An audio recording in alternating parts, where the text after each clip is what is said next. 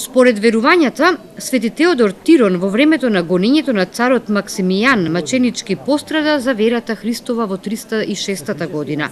50 години по неговото представување кај Бога, царот Јулијан Отстапник намисли на подмолен и таен начин да ги измами христијаните, кои што ги презираше со тоа што за време на светата Четириесетница, кога христијаните најмногу се очистуваат од гревовите и се трудат да му угодат на Бога, заповеда на пазарите храната што ќе се продава да биде претходно попрскана со крв, принесувана на жртвениците на нечистите идоли.